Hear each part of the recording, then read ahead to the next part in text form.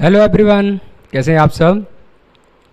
देखिए, आज हम शुरू कर रहे हैं एक अपना नया चैप्टर टैक्सेशन में, जिसका नाम है deduction from gross total income. पहले मैं बता दूं कि हम किस तरीके से पढ़ने वाले हैं और फिर दूसरा ये कितना इम्पोर्टेंट है ये। तो देखें, ये इसके क्वेश्चन जो डिडक्शन फ्रॉम जीटीआई है, इसके क्वेश्चन इंडिविजुअली भी पूछे जाते हैं 5 मार्क्स के। कोई पर्टिकुलर सेक्शन 80C या 80JJAA या 80D, ऐसे कुछ सेक्शन हैं जो हम पढ़ेंगे, तो उनके क्वेश्चन इंडिविजुअली भी पूछे जा सकते हैं आपसे। और दूसरा ऐसा भी होता है कि अदर क्वेश्चन में कॉम्बो बना के इसका एक छोटा सा 1-2 मार्क्स का पार्ट पूछा जाता है। MCQs के लिए भी बहुत इंपॉर्टेंट चैप्टर है। देखें कैसे छोटा छोटा पार्ट पूछा जाता है। कभी हाउस प्रॉपर्टी का पूरा क्वेश्चन है, उसमें नीचे एक पॉइंट ऐड कर देंगे। आप सेट ऑफ कैरी फॉरवर्ड के क्वेश्चन देखें तो उसमें नीचे एक डिडक्शन का पॉइंट ऐड कर देते हैं वो। PGP का फुल लेंथ क्वेश्चन लगाएं, उसमें डिडक्शन का पॉइंट आ जाता है। सैलरी हेड का फुल लेंथ क्वेश्चन लगाएं आप, उसमें डिडक्शन का पॉइंट आ जाता है।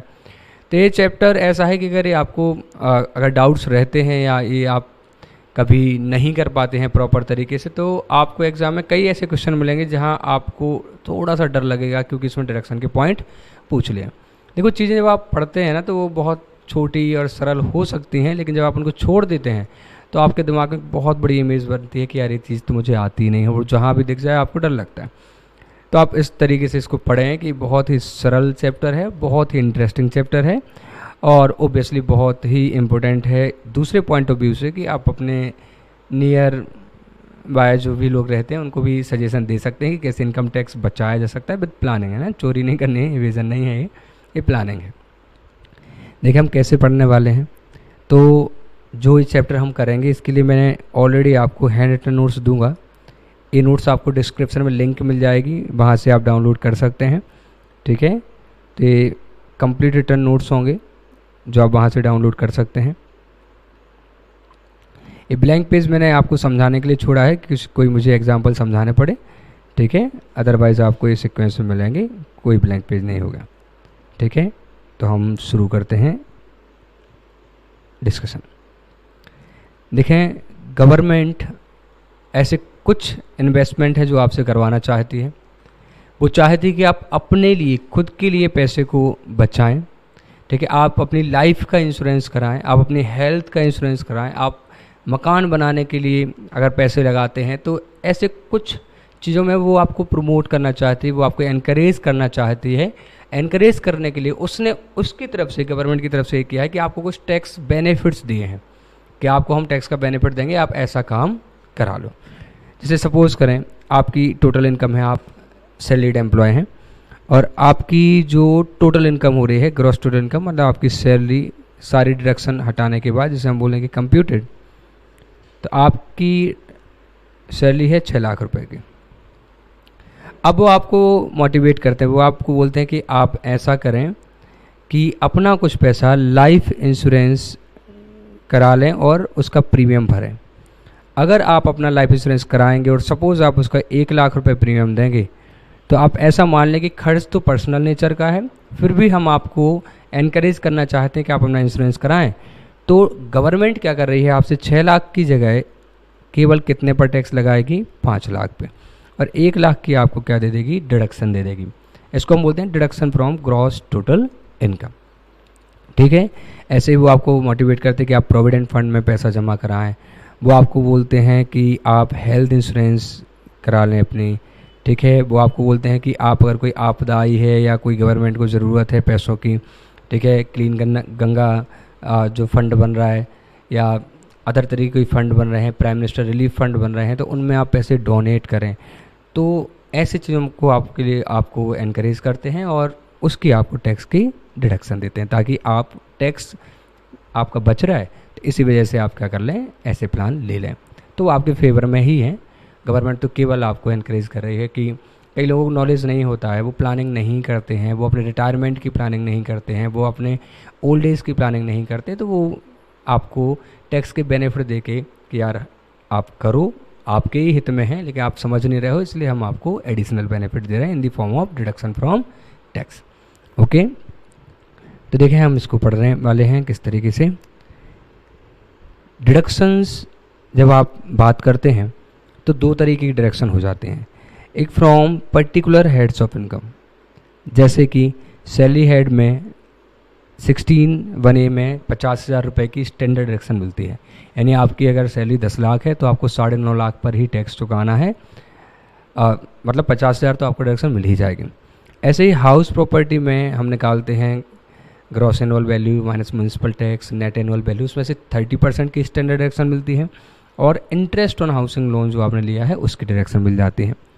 ऐसे ही पीजीपी हेड में भी सेक्शन 30 to 37(1) डिडक्शन मिलती है। 37(1) को तो अपन बोलते भी हैं कि ये रेसिडुअल डिडक्शंस मिल रही हैं। सेक्शन 36 को हम बोलते हैं जनरल डिडक्शंस मिल रही हैं, फिर डेप्रिसिएशन की छूट मिलती है, ये सारी चीज़ें। ऐसे इनकम फ्रॉम अदर सोर्स में सेक्शन 57 में डिडक्शन मिलती हैं। तो पर्टिकुलर हेड ऑफ इनकम की खुद की कुछ डिडक्शन होती हैं, हम उसकी बात नहीं कर रहे हैं। हम deduction from a head of income नहीं बोल रहे हैं, हम बोले deduction from gross total income. सारी इनकम में से कुछ डिडक्शन मिलती हैं, और वो मिलती है अंडर चैप्टर 6A, जिसे हम बोलते हैं section 80C to section 80U deduction. ठीक है, सेक्शन 80C से लेके सेक्शन 80U तक की डिडक्शन। अब देखें, यहाँ मैंने एक वर्ड बोला कि ये चैप्टर 6A की डिडक्शन कहलाते हैं, deduction from gross total income, chapter 6A। तो मैं आपको थोड़ा सा इनकम टैक्स का कुछ पोर्शन दिखाना चाह रहा हूँ। ये डायरेक्ट के सेक्शन का सीक्वेंस निकला हुआ है, ये कोई याद करने वाली बात नहीं, बस थोड़ा सा डिस्कशन के लिए ताकि आपको समझ में आए। देखिए, इनकम टैक्स एक्ट में सबसे पहले आपको दिख रहा होगा चैप्टर 1, ठीक है, सबसे पहले चैप्टर 1 दिख रहा है आपको, फिर चैप्टर 2। तो चैप्टर 1 नॉर्मली डेफिनेशन क्या है, प्रीवियस ईयर की डेफिनेशन क्या है, उसके बारे में बात करता है। चैप्टर 2 फिर बेसिस ऑफ चार्ज। ऐसे ही chapter 3 income which do not form part of income. तो इनकम टैक्स वालों ने अपने पूरे जो बेयर एक्ट है, जो एक्ट है, उसको चैप्टर्स में बांटा हुआ है। ऐसे आप आगे बढ़ते जाएं तो आपको मिलेगा, सपोज ये है चैप्टर 5, ये income of other person included in assessees total income. देखो, ये है क्लबिंग, तो क्लबिंग चैप्टर 5 में आता है। फिर aggregation of income and set off और कैरी फॉरवर्ड ऑफ लॉसेस, वो चैप्टर 6 में आता है। मैं क्यों बता रहा हूँ आपको, आपकी स्टडी मटेरियल का पहला क्वेश्चन ऐसा है जिसकी वजह से मुझे ये सारी बातें बतानी पड़ रही हैं, मतलब बताना भी चाहिए था, पढ़ रही हैं, गलत शब्द मैंने यूज़ करा। तो देखें, ऐसे ही chapter 6 aggregation of income and set off और कैरी फॉरवर्ड। अब आप ध्यान से देखना, चैप्टर 6 में एक दिख रहा है आपको पार्ट ए, जिसमें हम एग्रीगेशन ऑफ इनकम की बात करेंगे। आपने देखा वो agriculture income non agriculture income को जोड़ते हैं, फिर उससे स्लैब बढ़ जाता है तो टैक्स की रेट बढ़ जाती है ना। तो ये पार्ट ए हो गया, और फिर पार्ट बी में वो सेट ऑफ कैरी फॉरवर्ड की बात करते हैं।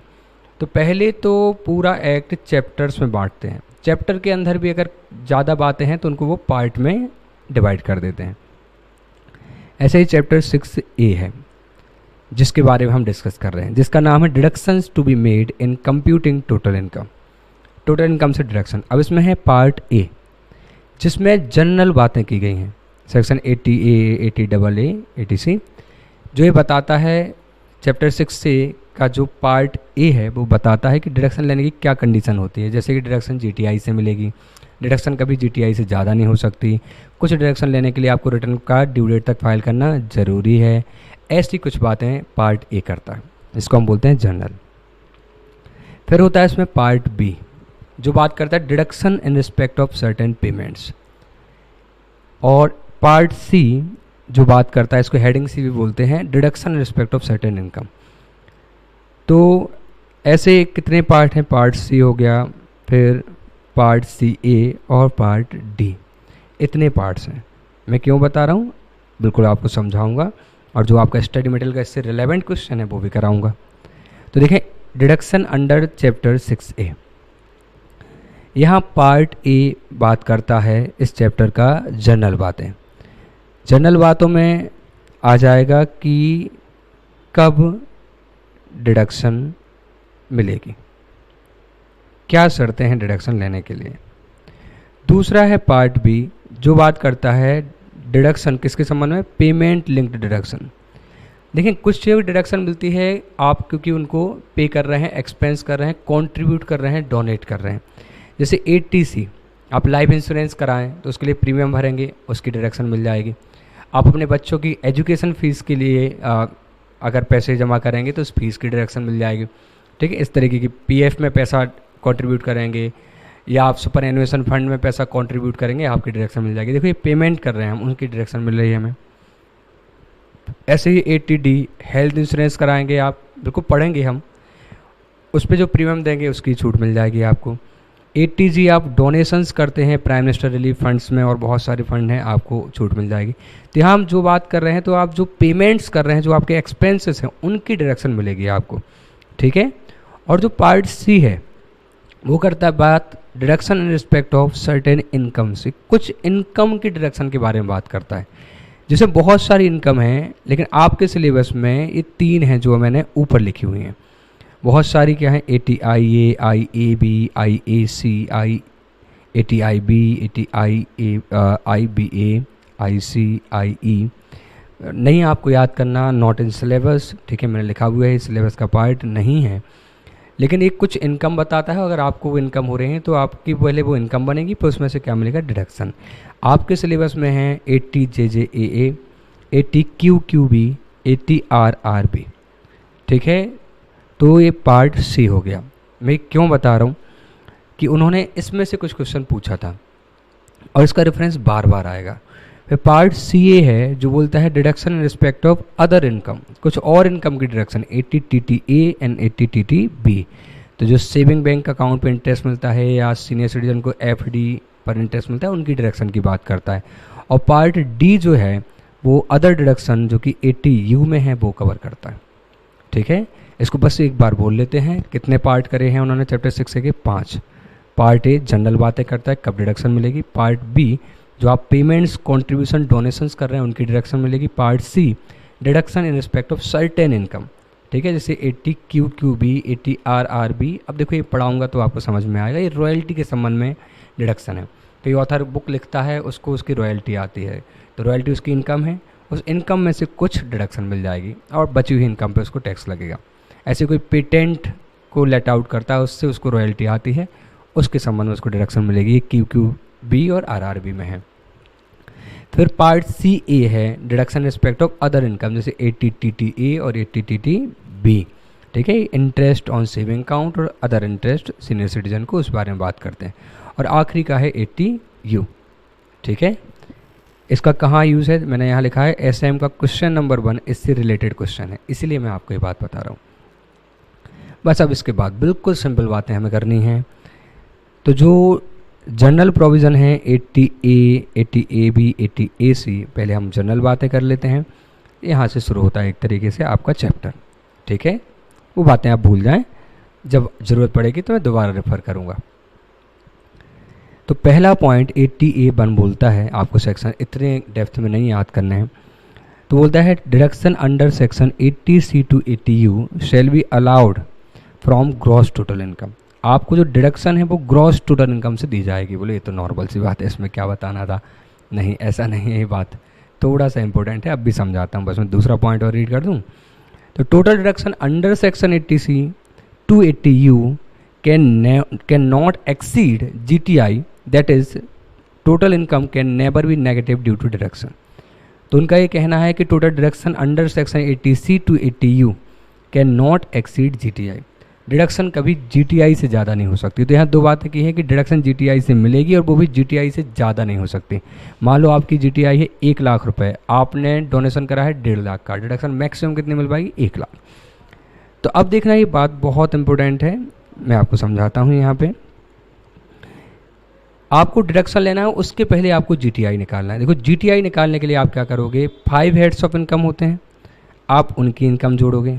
बिल्कुल, income from salary, house property, PGBP, capital gain, income from other source, ये आपने सारी जोड़ ली। अब हमें निकालना है ग्रॉस टोटल इनकम। तो आपको ये बात पता होगी कि जब आप 5 हेड ऑफ इनकम जोड़ते हैं तो उन्हीं के साथ क्लबिंग भी कर लेते हैं। यानी कि अगर किसी माइनर चाइल्ड की इनकम हाउस प्रॉपर्टी से आ रही है तो वो उसके फादर की हाउस प्रॉपर्टी हेड में ऐड कर दी जाएगी। अगर माइनर की इनकम बिजनेस से आ रही है, उसके टैलेंट और स्पेशलाइज्ड नॉलेज से नहीं है, तो वो PGBP हेड में ऐड कर दी जाएगी। तो जो इनकम आती है यहाँ पर वो आफ्टर क्लबिंग ही आती है, ठीक है। और जो इनकम आती है इसमें से आप करते हैं सेट ऑफ और carry forward and set of losses. तो इनकम में से जब आप सेट ऑफ कैरी फॉरवर्ड कर देते हैं तो फिर जो इनकम बचती है उसको हम बोलते हैं ग्रॉस टोटल इनकम, और उसमें से हम डिडक्शन देते हैं under chapter 6A 80C to 80U, और फिर बचती है टोटल इनकम। तो हमने क्या सुना, क्या पढ़ा, क्या देख रहे हैं हम कि आपको जो डिडक्शन मिलती है ना वो ग्रॉस टोटल इनकम से मिलती है। बिल्कुल सर, बहुत सिंपल सी बात है, आप रिपीट क्यों कर रहे हैं? आपको बस इतनी बात ध्यान रखनी है, ग्रॉस टोटल इनकम से डिडक्शन मिलती है, इसका मतलब कि जो डिडक्शन मिल रही है वो क्लबिंग और सेट ऑफ कैरी फॉरवर्ड होने के बाद जो इनकम आती है उससे मिलती है। देखें, अब एक एग्जांपल करा देता हूँ मैं आपको। मिस्टर एक्स हैं जिनकी एज 28 ईयर है और वो रेसिडेंट हैं, ठीक है।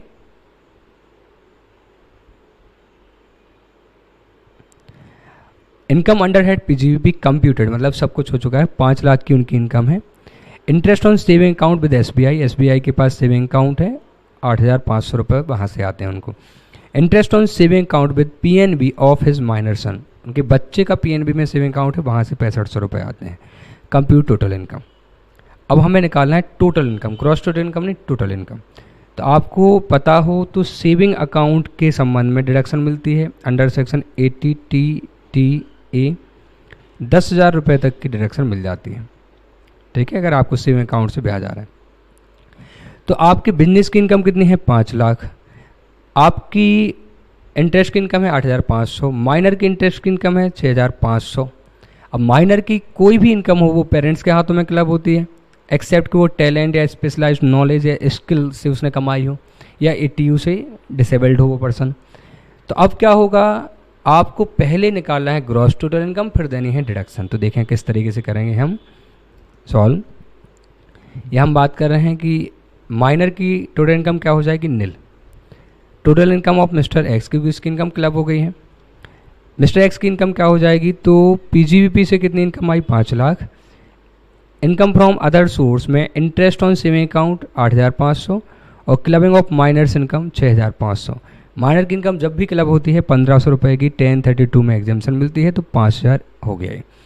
तो अब इसकी इनकम क्लब हो जाएगी 13,500 टोटल, और ये हो जाएगा मतलब क्लब हो जाएगी 5,000 और वो 8,500 उनका खुद का ब्याज था, तो 5,13,500 रुपये की इनकम हो गई, ठीक है। अब इसमें से हम क्या देंगे? सेट ऑफ कैरी फॉरवर्ड करेंगे अगर कुछ होता, लॉसेस नहीं है, इसमें से हम देंगे डिडक्शन, ठीक है, इंटरेस्ट ऑन सेविंग अकाउंट। अब देखें मिस्टर एक्स का खुद का ब्याज 8,500 है, लेकिन डिडक्शन 10,000 की मिल गई क्योंकि क्लबिंग पहले हो चुकी है। तो डिडक्शन जीटीआई से दी जाती है, मतलब पहले जीटीआई निकालना है। जीटीआई निकालने के लिए आपको क्लबिंग भी पहले कर लेनी है और सेट ऑफ कैरी फॉरवर्ड भी पहले कर लेना है, इसके बाद आप डिडक्शन देंगे। ये देखें दूसरा एग्जाम्पल, मिस्टर जेड जिनकी एज 28 ईयर है और रेसिडेंट है, करेंट ईयर बिजनेस प्रॉफिट है उनका 6 लाख रुपए का, और amount paid for life insurance premium, life insurance premium के लिए उन्होंने पेमेंट किया है विद इन लिमिट से। लाइफ इंश्योरेंस प्रीमियम की डिडक्शन 80C में मिलती है आपको। आप नोट्स लिखने के लिए टेंशन ना लें, आपको पूरे नोट्स मिल जाएंगे PDF फॉर्म में, ठीक है, जो भी मैं आपको लिखवा रहा हूँ। डिस्क्रिप्शन में आपको लिंक रहेगी जैसा मैंने बताया आपको। तो देखें amount paid for life insurance premium, उन्होंने 1,30,000 का लाइफ इंश्योरेंस प्रीमियम पे कर दिया, ठीक है। उनका फिर से मैं बोल दे रहा हूँ, करंट ईयर बिजनेस प्रॉफिट कितना है? 6 लाख। लाइफ इंश्योरेंस प्रीमियम के लिए कितना दे दिया? 1,30,000।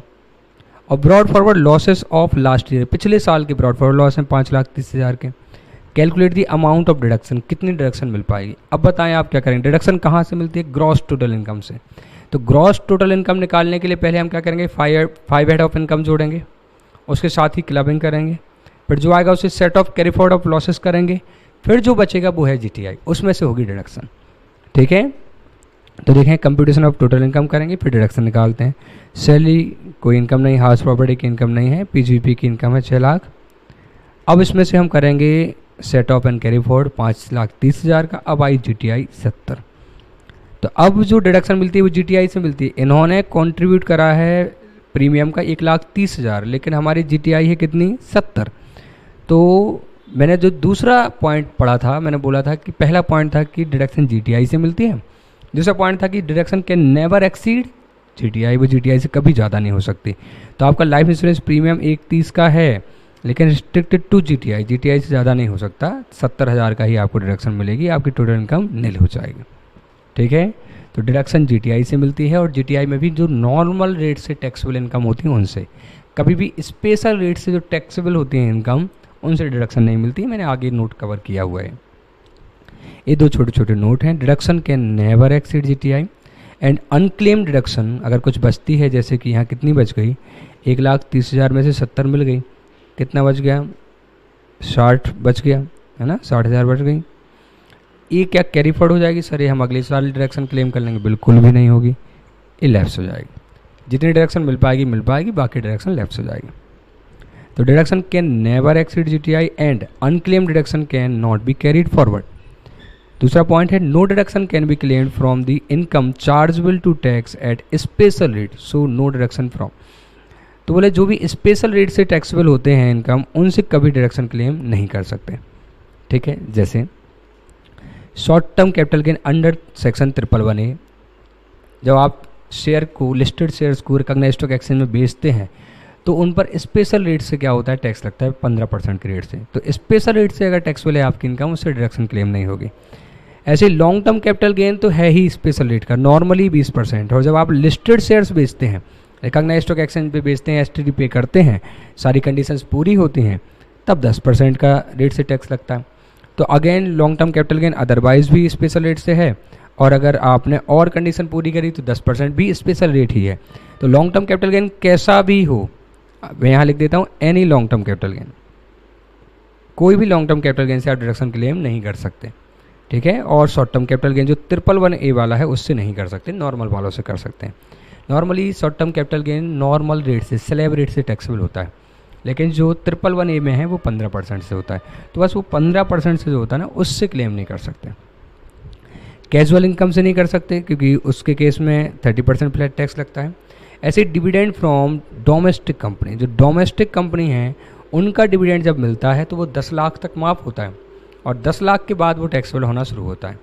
तो अगर आपके पास 12 लाख का डिविडेंड मिला तो 2 लाख का डिविडेंड आपका इनकम फ्रॉम अदर सोर्स बनेगा। अब वो जो 2 लाख का डिविडेंड है उस पर स्पेशल रेट से टैक्स लगता है, ठीक है, अंडर सेक्शन 115 BBD, तो 10% का स्पेशल रेट होता है, इसलिए आप उसमें से भी डिडक्शन क्लेम नहीं कर सकते। तो आप मोटे मोटे तौर पर ये समझ लें कि आप किसी भी लॉन्ग टर्म कैपिटल गेन से डिडक्शन नहीं ले सकते, उसकी इनकम से कभी नहीं ले पाएंगे।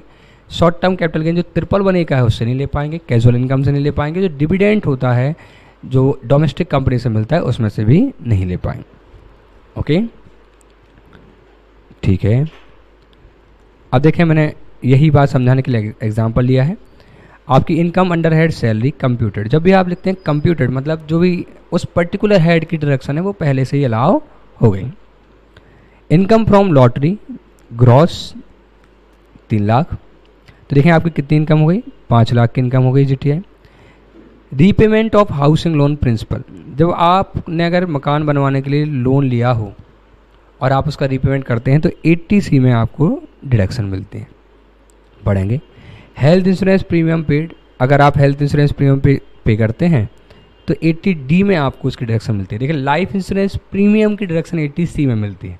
आज हम 80C कवर करेंगे पूरा सेक्शन, और जो हेल्थ इंश्योरेंस प्रीमियम चुकाते हैं तो 80D में मिलती है। ठीक है, तीसरा है interest paid on education loan, आपने एजुकेशन लोन लिया है, आप उस पर ब्याज चुकाते हैं, उसकी भी deduction 80E, E for education. ठीक है, तो एजुकेशन लोन की भी डिडक्शन मिलती है आपको। तो इस तरीके से आपने लाइफ 80C के लिए 1,40,000 हो गया आपका, 80D के लिए 20,000 रुपये और 80E के लिए 1 लाख। तो इसका टोटल लगाएं आप, कितना अमाउंट है जो आपकी डिडक्शन मिल सकती थी, 1,40,000, 2,60,000 और 2,60,000। तो देखें अब आपकी नॉर्मल इनकम 2 लाख है और 3 लाख की इनकम और है जो स्पेशल रेट है। क्या आपको स्पेशल रेट वाली इनकम से डिडक्शन मिल पाएगी? नहीं।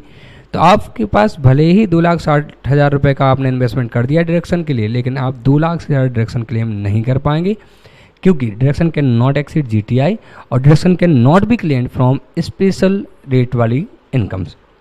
ठीक है, तो देख लें हम इसको कैसे कर रहे हैं। सैलरी की income, income from other source हमने लिख ली है, lottery 5 lakh, deduction under chapter 6A में 80C में repayment of housing loan 1,40,000, 80D में हेल्थ इंश्योरेंस प्रीमियम 20,000, 80E में interest on education loan 1 lakh. देखिए मुझे कोई ना कोई रेफरेंस तो देना होगा आपको एग्जांपल समझाने के लिए, इसलिए मैं एटीसी एटीडी के छोटे छोटे कॉमन पॉइंट, सरल पॉइंट आपके सामने लेते जा रहा हूँ। अब इससे क्या होगा, जब हम एटीसी पढ़ेंगे तो आपको याद आएगा कि हाँ हमने ऐसा कोई एग्जाम्पल लिया था, ठीक है। अदरवाइज़ मैं केवल बातें करते जाऊँगा और एग्जाम्पल नहीं लूँगा तो आपको कॉन्सेप्चुअली बात उतनी ठीक से समझ में नहीं आएगी। और टोटल एलिजिबल डिडक्शन कितनी हो गई, 2,60,000। अब maximum deduction restricted to the income taxable at normal rate. अब नॉर्मल रेट वाली इनकम कितनी है आपकी, 5 लाख में से 2 लाख नॉर्मल वाली है और 3 लाख स्पेशल रेट वाली है। तो आप स्पेशल रेट वाली यूज़ नहीं कर सकते, इसलिए आप मैक्सिमम कितनी डिडक्शन ले पाओगे, 2 लाख, ठीक है। और आपकी वो 3 लाख की इनकम बची रह जाएगी जिस पे स्पेशल रेट से टैक्स लगना है, लॉटरी वाली। आई होप आपको ये सारी बातें समझ में आई होंगी। आपको कोई भी डाउट होता है तो आप बिल्कुल कमेंट बॉक्स में लिख सकते हैं, पूछ सकते हैं, ठीक है।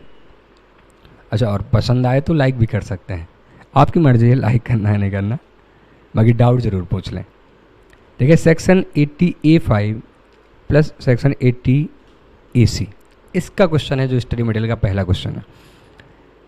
तो सेक्शन 80A5 और 80AC बोलता है कि in case of deduction covered under heading और part C of chapter 6A, जो डिडक्शन पार्ट सी में क्लेम कर रहे हैं आप, ठीक है, that is deduction in respect of certain incomes. मैंने आपको बताया था 80 JJAA, 80 QQB, 80 RRB, 80 IA, 80 IAB, 80 IAC, 80 IB। देखो IA, IB, IC ये सारी चीज़ें सी फाइनल में हैं, आपके में कुछ पॉइंट हैं, लेकिन उसका एक क्वेश्चन आपके स्टडी मटेरियल में पूछा गया, एग्जाम में भी पूछा गया, इसलिए मैं आपको बता रहा हूँ।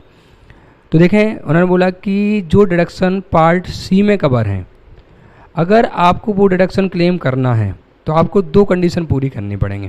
पहला कि deduction is not allowed unless it is claimed in return of income. आपको रिटर्न ऑफ इनकम फाइल करके उसमें डिडक्शन क्लेम करनी होगी, plus no deduction shall be allowed unless return of income is filed on और before due date.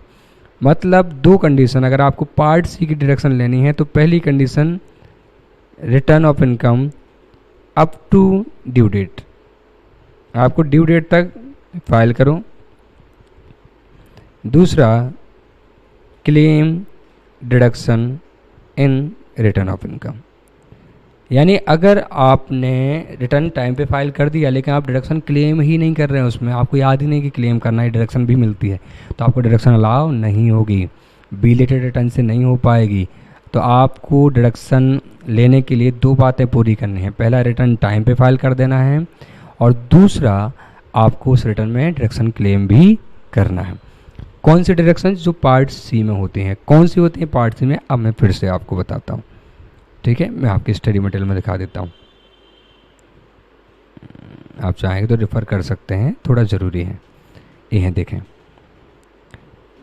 Section 80AC ये बात बोलता है कि furnishing return of income on और before due date mandatory for claiming deduction under chapter 6A under heading C deduction respect of certain income. तो क्या है जो चैप्टर सी में या चैप्टर 6A के हेडिंग सी में आता है, 80 IA, 80 IAB, 80 IAC, 80 IB। देखो मैं इसके बारे में डिटेल में नहीं जा रहा, ये फाइनल के लिए है, ठीक है। बस एक छोटा सा क्वेश्चन आया उसकी वजह से मैं आपको ये बता रहा हूँ। ICIE, फिर 80 JJA, आपके सिलेबस में 80 JJAA, ठीक है। आपके सिलेबस में 80 QQB और 80 RRB, ये है रॉयल्टी के संबंध में, ठीक है, जो ऑथर्स को रॉयल्टी मिलती है और जो पेटेंट के संबंध में रॉयल्टी मिलती है। तो अब ये क्या बोल रहे हैं, मैं फिर से एक बार रेफर करता हूँ और क्वेश्चन दिखाता हूँ आपको। इनका ये कहना है कि हाँ, अगर आपको पार्ट सी के संबंध में डिडक्शन क्लेम करनी है, ठीक है, तो आपको पहले तो रिटर्न ऑफ इनकम टाइम पे फाइल करना होगा और दूसरा उस रिटर्न ऑफ इनकम में आपको डिडक्शन क्लेम करनी होगी पार्ट सी के संबंध में जो चीज़ें हैं। बाकी चीज़ों में सर क्या होता है, तो मैंने क्रक्स भी लिखा हुआ है यहाँ पे कि for admissibility of deduction under part C return of income must be filed on और before due date plus deduction is specifically claimed in return of income. और other deduction under head B, आपको याद है B payment के सामने में deduction, CA याद है आपको 80 TTA 80 TTB की डिडक्शन और हेड डी, ठीक है, मैं थोड़ा लिख देता हूँ, आपको याद रहेगा। 80TTA, 80TTB, पार्ट बी में तो सारी हैं, 80C, 80D, 80E, ठीक है, सारी जो भी पेमेंट्स के संबंध में। और हेड डी है में इसमें है सेक्शन 80 यू की डिडक्शन। तो ये सारे deduction can be claimed even bye belated return, इनको आप बिलेटेड रिटर्न से भी कर सकते हैं। लेकिन जो 80JJA, 80QQB, 80RRB जो पार्ट सी वाली हैं उसके लिए आपको रिटर्न टाइम पे फाइल करना होगा। ये मैंने लिखा है refer question 1 of study material, मैं आपको करा देता हूँ। तो ये रहा इलस्ट्रेशन 1 स्टडी मटेरियल का। इसमें बोला गया examine the following statement with regard to the provisions of income tax act 1961 for grant of deduction under section 80IB। 80IB आपको याद है कहाँ कवर था, ये 80IB हेडिंग सी में, ठीक है। Filing of audit report in prescribed form is must for a corporate SSC, बोले ऑडिट रिपोर्ट फाइल करनी पड़ेगी। और filing of return within the due date laid down in section 139(1) is not required, बोले due date तक return file करने की जरूरत नहीं है, ऑडिट रिपोर्ट फाइल कर दो। तो कुछ तो भी बात कर रहे हैं, तो हम बोलेंगे नहीं, ड्यू डेट तक तो फाइल करना ही है, अदरवाइज आपको ये डिडक्शन नहीं मिलेगी। रिटर्न ड्यू डेट तक फाइल करना है और दूसरा रिटर्न में ये डिडक्शन क्लेम भी करनी है। So statement is not correct, ठीक है। Section 80AC stipulates compulsory filing of return of income on और before the due date specified under section 139(1) as a precondition for availing benefit of deduction inter alia under section 80IB। inter alia मतलब among other things, among other things मतलब हो गया कि जो पूरा और भी सेक्शन है उनके अलावा इसमें भी रिटर्न पर ही फाइल करना, मतलब और भी सेक्शन है, हम बस एक का रेफरेंस दे रहे हैं। दूसरा क्वेश्चन उन्होंने पूछा filing of belated return under section 139(4) of income tax act will debar an assessee from claiming deduction under section 80IE। Debar मतलब होता है मना कर देना, ठीक है। तो बोले अगर बिलेटेड रिटर्न फाइल किया तो 80IE की डिडक्शन के लिए वो मना कर देंगे। बिल्कुल करेक्ट बोल रहे हैं आप, क्योंकि 80IE जो भी आई वाले हैं आप बिल्कुल दिमाग में बिठा लें, तो ये IA, IB, IE, IC, तो बिल्कुल आपको रिटर्न टाइम पे फाइल करना था। तो अगर आप ऑन और बिफोर ड्यू डेट करते हैं तो ही डिडक्शन मिलेगी, अदरवाइज आप एलिजिबल नहीं हो पाएंगे, ठीक है। आपको समझ आया अच्छे से। तो ये था जो हमने डिस्कशन करा, ओवरऑल डिस्कशन डिडक्शन के बारे में, ठीक है। अभी हमने किसी डिडक्शन के स्पेसिफिक सेक्शन के बारे में कोई डिस्कशन नहीं किया। तो अब हम थोड़ा सा एक बार रिकैप कर लेते हैं हमने क्या क्या पढ़ा है, ठीक है। जो हमने जनरल प्रोविज़न डिस्कस किए हैं अभी तक वो किस तरीके से हैं। तो हमने पढ़ा पहला पॉइंट कि डिडक्शन जो आपको क्लेम करनी है वो कहाँ से क्लेम करनी है, GTI। और GTI निकालने के लिए आपको जो क्लबिंग है और जो सेट ऑफ कैरी फॉरवर्ड है वो पहले ही करना पड़ेगा, ठीक है। दूसरा हमने पढ़ा कि डिडक्शन के नॉट एक्सीड क्या एक्सीड नहीं कर सकती, GTI, वो GTI से ज़्यादा नहीं हो सकती। तीसरा जो आपकी अनक्लेम डिडक्शन है, अगर आपको डिडक्शन क्लेम करना रह जाती है क्योंकि इनकम ही कम थी, वो क्या हो जाएगी, लैप्स हो जाएगी, वो कैरी फॉरवर्ड नहीं हो सकते, ठीक है। ये बातें हमने की। फिर हमने और शुरुआत में हमने पढ़ा था कि जो डिडक्शन है जो चैप्टर 6A है उसको 5 पार्ट में उन्होंने बांटा है, ठीक है। हेडिंग A या part A, part B, part C, CA और पार्ट D। इसमें जनरल पॉइंट डिस्कस करते हैं, कब डिडक्शन मिलेगी कब नहीं, जो हम ऊपर बात कर रहे हैं। बी में जो आप पेमेंट्स करते हैं, जो आप कंट्रीब्यूशन करते हैं, उसकी डिडक्शन की बात कर रहे हैं। सी में सर्टेन इनकम है, कुछ इनकम है जो उनकी डिडक्शन के बारे में बात कर रहे हैं। सी ए में अदर कुछ इनकम है, अदर इनकम्स जैसे interest on saving account, 80 TTA, TTB, ठीक है, उसके बारे में। और जो डी पार्ट है वो सेक्शन 80U बस की डिडक्शन के बारे में बात करता है। 80U आपने सुना होगा, डिसेबिलिटी का सेक्शन है। अगर कोई व्यक्ति डिसेबल्ड है तो उसको स्टैंडर्ड डिडक्शन मिल जाती है, चाहे वो खर्च करे ना करे। 75,000 और 1,25,000 के अप्रॉक्स डिडक्शन उसको मिलती है। अप्रॉक्स मतलब फिक्स इतनी ही मिलती है, कब 75 कब 1,25,000 ये बात डिस्कस करेंगे। ओके, तो इतना हमने डिस्कस करा। फिर हमने डिस्कस करा कि जो पार्ट सी है इसके संबंध में डिडक्शन क्लेम करना है तो 2 चीज़ें फाइल करना है, return of income due date तक फाइल करना है, बिलेटेड नहीं चलेगा, प्लस रिटर्न ऑफ इनकम में आपको क्या करना है, डिडक्शन क्लेम्ड, ठीक है। जबकि अदर डिडक्शंस जो हैं बी पार्ट की या ये सारी, ये आप बिलेटेड रिटर्न से भी क्लेम कर सकते हैं। यानी आप रिटर्न फाइल करा, आप भूल गए, आप सॉरी आपने रिटर्न टाइम पे फाइल नहीं करा, आप लेट फाइल कर रहे हैं, तब भी आप इसको क्लेम कर सकते हैं। ओके, आपको ठीक से समझ में आ रहा होगा आई होप।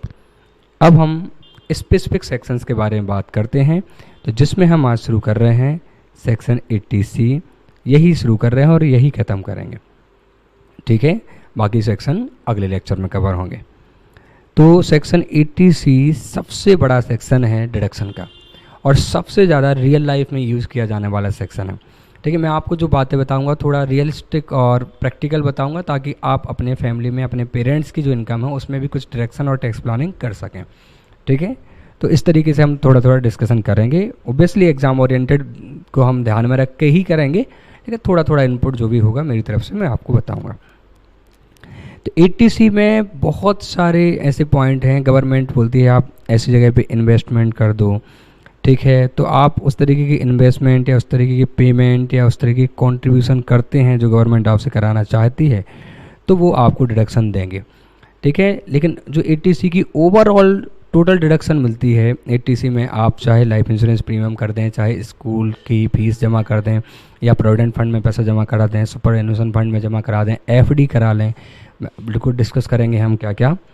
तो टोटल डिडक्शन जो आपको इस सेक्शन में मिलती है वो ओवरऑल कितने रुपए की होती है, 1.5 लाख रुपए की होती है।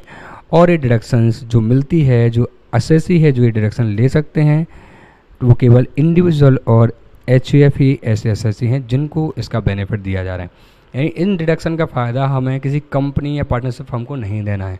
आपके सिलेबस में जो भी डिडक्शंस हैं, आपके सिलेबस में जो भी डिडक्शन हैं, नॉर्मली आप माने 95% तक या तो वो किसी इंडिविजुअल के लिए हैं या फिर HUF के लिए हैं, कि एक इंडिविजुअल अपने परिवार के लिए, HUF अपने परिवार के लिए ये बेनिफिट ले सकता है।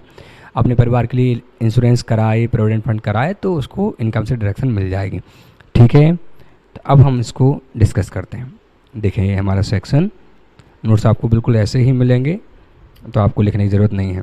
80C सबसे बड़ा सेक्शन है। ठीक है, और मैंने पूरी कोशिश करी है कि मैं इसको पूरा लिख दिया है मैंने, ताकि आपके लिए काम आए। बीच में जो ब्लैंक पेज होते हैं वो मेरे रफ वर्क के लिए हैं, तो ये इस तरीके से पूरा लिखा हुआ है। ठीक है, क्योंकि 80C नॉर्मली लिखवाया नहीं जा पाता, क्योंकि वो काफ़ी बड़ा सेक्शन है। मतलब किसी टीचर की गलती नहीं है, लेकिन ऐसा लगता है कि कितना लिखवाएं हम।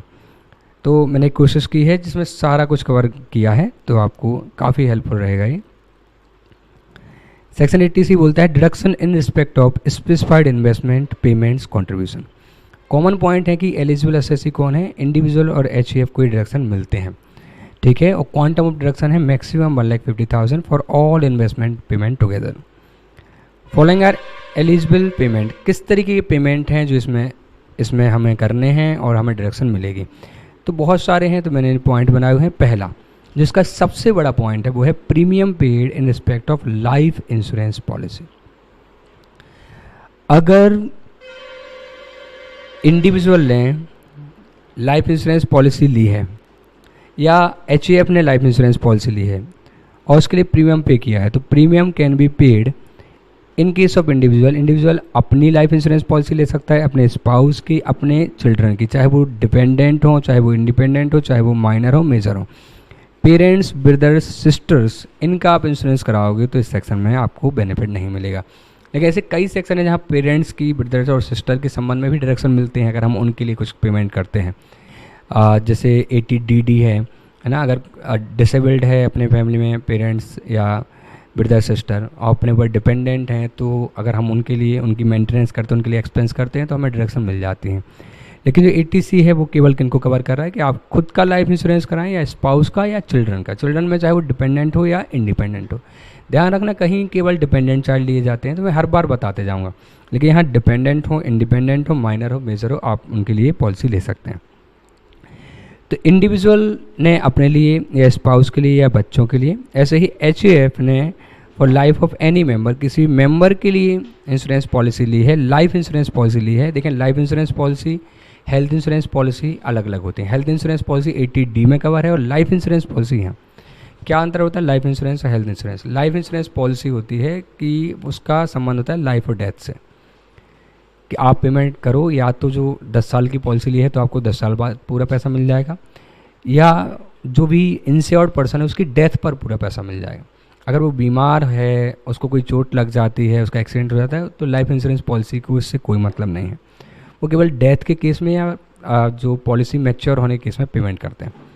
और जबकि जो हेल्थ इंश्योरेंस पॉलिसी है, जिसको हम मेडिकल इंश्योरेंस पॉलिसी या मेडिक्लेम बोलते हैं, जो कि 80D में कवर है, वो हेल्थ के संबंध में, आप बीमार हो जाओगे तो इंश्योरेंस कंपनी से पैसा मिलेगा, एक्सीडेंट हो जाएगा इंश्योरेंस कंपनी से पैसा मिलेगा, ठीक है।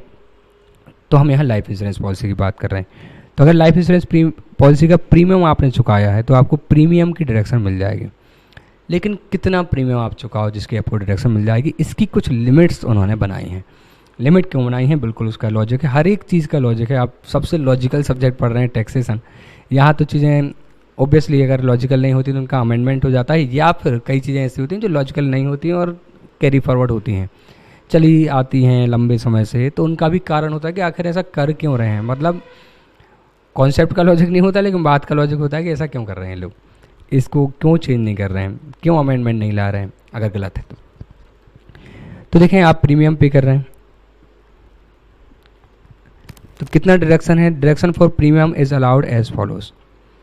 तो बोल रहे हैं कि कितना डिडक्शन मिलेगा आपको लाइफ इंश्योरेंस प्रीमियम का, ये डिपेंड करता है कि पॉलिसी इशू कब हुई थी। 2012 के पहले की जो पॉलिसीज़ हुआ करती थी उसके संबंध में प्रोविजन इस तरीके से थे कि जो आपका पॉलिसी अमाउंट होता है, जो मैच्योरिटी पे या डेथ के समय मिलता है, उसको हम एक्चुअल या मिनिमम सम एश्योर्ड भी बोलते हैं, ठीक है, जो आपको एश्योरेंस दिया गया कि आपको इतना पैसा मैच्योरिटी पे दिया जाएगा। तो अगर आपकी पॉलिसी 1 अप्रैल 2012 के पहले आपने ली है लाइफ इंश्योरेंस की और आप प्रीमियम चुका रहे हैं, तो 20% ऑफ कैपिटल सम या पॉलिसी अमाउंट तक अगर आप प्रीमियम चुका रहे हैं तो उतने की डिडक्शन मिल जाएगी। उससे ज़्यादा आप प्रीमियम चुका रहे हैं तो फिर एक्स्ट्रा पार्ट की डिडक्शन नहीं मिलेगी। मैंने इसके एग्जांपल लिए हैं लेकिन फिर भी और समझा देता हूँ कि मैं क्या कहना चाह रहा हूँ आपसे। सपोज़ करें, ये एग्जांपल ले रहा हूँ मैं, आपने पॉलिसी जो आपकी इशू हुई है, पॉलिसी इशूड वो हुई है कभी 1 मई 2008 को। आपका जो पॉलिसी अमाउंट है जिसको हम बोलते हैं कैपिटल सम एश्योर्ड, ठीक है, कैपिटल सम एश्योर्ड, सपोज करें वो है 20 लाख। आप जो प्रीमियम हर एक बार चुकाए जा रहे हैं, ठीक है, वो आप चुका रहे हैं हर एक साल। आप जो प्रीमियम चुका रहे हैं वो मैं यहाँ थोड़ा कैलकुलेशन को इजी रखने के लिए 10 लाख ले लेता हूँ, ठीक है। आप चुका रहे हैं 2,40,000 का प्रीमियम।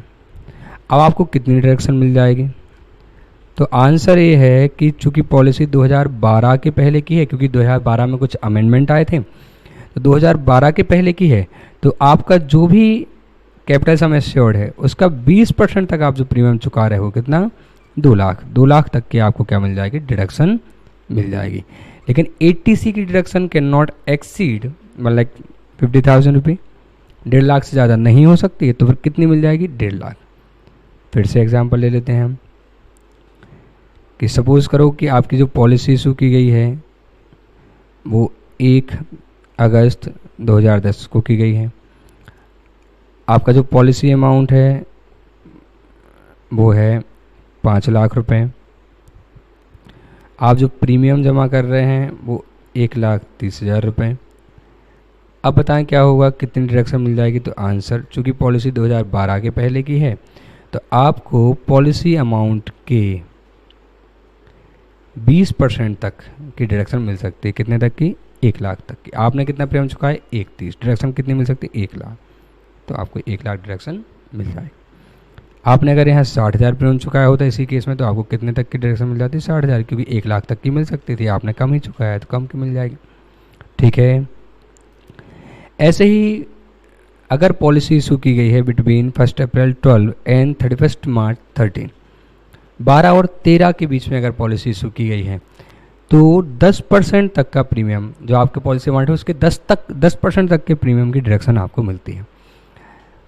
सर एक ही साल का क्यों बनाया इन्होंने, मैं बताता हूँ आपको।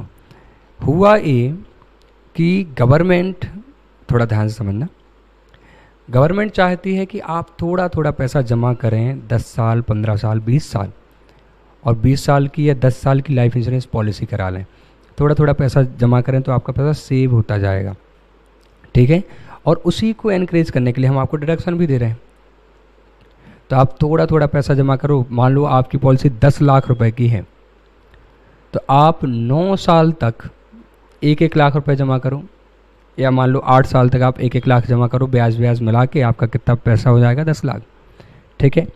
तो आप कितना पैसा जमा करें, तो आप थोड़ा थोड़ा पैसा जमा करें। मान लो आपको 10 लाख रुपए की मैच्योरिटी मिलनी है 10 साल बाद, तो आप लगभग कितना करो, 80,000 80,000 80,000 80,000 10 साल तक जमा करोगे। थोड़ा सा ब्याज मिलेगा, है ना। 10 साल में 80,000 कितना हो जाएगा, 8 लाख हो जाएगा। थोड़ा ब्याज मिलेगा तो 10 साल बाद कितना मिल जाएगा, 10 लाख मिल जाएगा, ठीक है।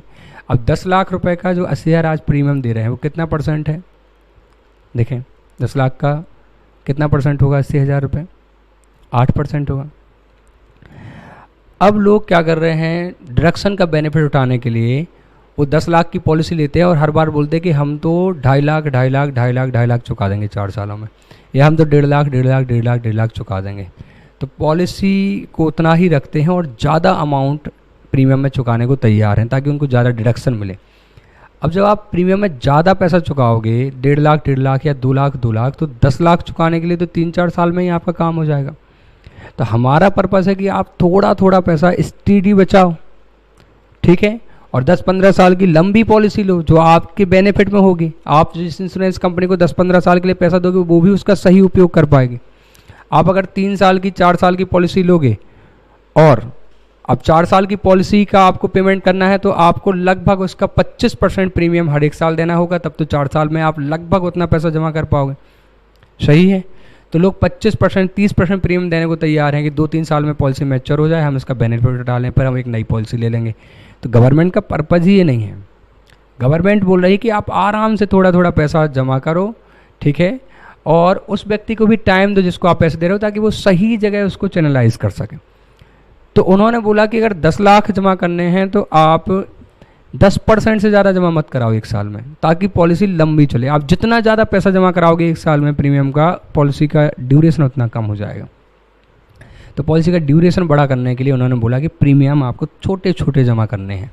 तो उन्होंने 2012 में एक अमेंडमेंट लाया कि आपका जो प्रीमियम है वो 10% तक जमा होना चाहिए, ठीक है। अगर 10% से ज़्यादा प्रीमियम आप जमा करोगे तो फिर हम आपको 10% तक की डिडक्शन दे देंगे, उसके ऊपर की डिडक्शन हम आपको नहीं दे पाएंगे। क्या आपको बात समझ में आ रही? जब इन्होंने 2012 में ये नया प्रोविज़न लाया, फिर 2013 में क्या चेंज हुआ? 2012 में जब ये प्रीमियम इन्होंने प्रोविज़न लाया तो इन्होंने एक बात की गलती कर दी। आप समझते होंगे, अगर कोई पर्सन है जिसको बीमारी है या कोई डिसेबल्ड पर्सन है, तो क्या इंश्योरेंस कंपनी आपसे भी एक पॉलिसी 10 लाख की पॉलिसी अमाउंट है, तो क्या आपसे भी उतना ही प्रीमियम लेगी और डिसेबल्ड पर्सन से भी उतना ही प्रीमियम लेगी? आप सोच के बताएं कि एक बीमार व्यक्ति का प्रीमियम भी उतना ही जाएगा जितना एक स्वस्थ व्यक्ति का प्रीमियम जाएगा? नहीं, क्योंकि बीमार व्यक्ति के केस में, डिसेबल्ड पर्सन के केस में इंश्योरेंस कंपनी को ज़्यादा रिस्क है। तो एक स्वस्थ व्यक्ति अगर 10% प्रीमियम दे रहा है तो उसको पॉलिसी मिल जाएगी, लेकिन एक बीमार व्यक्ति को 10% प्रीमियम देने पर वो पॉलिसी नहीं मिलेगी, उसको प्रीमियम ज़्यादा देना होगा। तो जब आपने 10% की लिमिट लगाई तो जो लोग डिसेबल्ड थे या जो जिनको स्पेसिफाइड डिसीज़, कैंसर, ऑटिज्म, ऐसी कोई डिसीज़ है, तो उनको क्या हो गया, उनको प्रॉब्लम होने लगी कि सर हमारा तो इतने प्रीमियम में काम ही नहीं होता है, आप बोले थोड़ा थोड़ा प्रीमियम दो, हमसे तो ज़्यादा प्रीमियम मांगते हैं क्योंकि इंश्योरेंस कंपनी का रिस्क ज़्यादा है। तो गवर्नमेंट को ये बात समझ में आई और उन्होंने फिर से 1 साल बाद 2013 में चेंज लाया और उन्होंने बोला कि जो लोग नॉर्मल हैं, जिनको कोई डिसीज नहीं है, उनको 10% तक के प्रीमियम की डिडक्शन मिल जाएगी, और जो लोग सफ़र कर रहे हैं फ्रॉम डिसेबिलिटी, जो कि सेक्शन 80U में बताई जाती है कि किस तरह की डिसेबिलिटी कवर हैं, या फिर उनको डिसीजेस हैं स्पेसिफाइड जो कि सेक्शन 80DDB में बताई जाती हैं, बी फॉर बीमार, ऐसे याद कर लें। तो बीमारी 80DDB में बताई गई हैं, डिसेबिलिटी 80U में बताई गई हैं। तो अगर कोई व्यक्ति है जो 80DDB की बीमारी से या एटीयू की डिसेबिलिटी से परेशान है, तो उसकी लाइफ पर जो प्रीमियम दिया जा रहा है उसके लिए 15% तक की डिडक्शन मिल जाएगी। मैं बिल्कुल आराम से एक बार बता देता हूँ, फिर मैंने कुछ एग्जांपल भी लिए हैं, आप बिल्कुल पैनिक ना हो। देखो एक एग्जांपल ये है, ठीक है, और भी लिए होंगे, ये दूसरा एग्जांपल है, तो आपको एकदम क्लियर कट सारी बातें समझ में आ जाएंगे। तो मैं एक बार बात समझा देता हूँ। 2012 के पहले जो प्रोविज़न थे वो ये था कि आपका जो पॉलिसी अमाउंट है उसके 20%, आपकी पॉलिसी 2012 के पहले की हो, ठीक है। अब मान लो 15 साल की पॉलिसी है तो प्रीमियम तो आप आज भी चुका रहे होगे, तो हम प्रीमियम आज चुका रहे हैं। मुद्दा ये कि पॉलिसी कब इशू हुई थी, तो हमने कहा सर 2012 के पहले, ठीक है। तो आपका जो पॉलिसी अमाउंट है उसका 20% तक भी आप प्रीमियम चुकाओ, आपको उसकी डिडक्शन मिल जाएगी। आप 22% चुकाओ, आपको 20% मिल जाएगी। आप 25% चुकाओ, आपको 20% डिडक्शन मिल जाएगी। 20% से ज़्यादा नहीं होगी।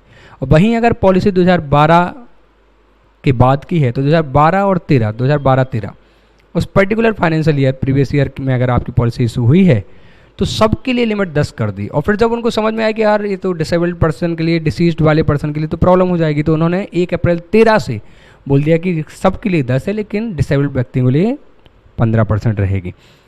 अच्छा, उन्होंने जो अमेंडमेंट, जो उन्होंने चेंज लाया वो प्रोस्पेक्टिव लाया, रेट्रोस्पेक्टिव नहीं लाया, इसीलिए आपको ध्यान रखना है। शुरुआत में हर व्यक्ति के लिए 20%, ये 12-13 का जो प्रीवियस ईयर है उसमें सभी के लिए 10%, और बाद में जो अब पॉलिसी इशू हो रहे हैं, जो भी अब इशू हो रहे हैं 2018 में, 19 में, 20 में, जो भी इशू हो रही हैं, उसमें जो नॉर्मल व्यक्ति उसके लिए 10 और डिसेबल्ड व्यक्ति के लिए 15% तक की डिडक्शन है। आप प्रीमियम ज़्यादा चुकाओगे, आपको इतनी लिमिट तक ही डिडक्शन मिल पाएगी। तो मैंने एग्जांपल लिया है, पॉलिसी इशू डेट है 1/5/12, बताएं क्या 1 अप्रैल 12 के पहले की है? नहीं, तो ये है 12 और 13 की। कैपिटल सम एश्योर्ड है 12 लाख, और लाइफ इंश्योरेंस प्रीमियम पेड 15,000, ये गलत लिखा होगा, मैं देख लेता हूँ। कैलकुलेट डिडक्शन, ठीक है, तो ये 12 लाख नहीं होगा, 1,20,000 होगा ये।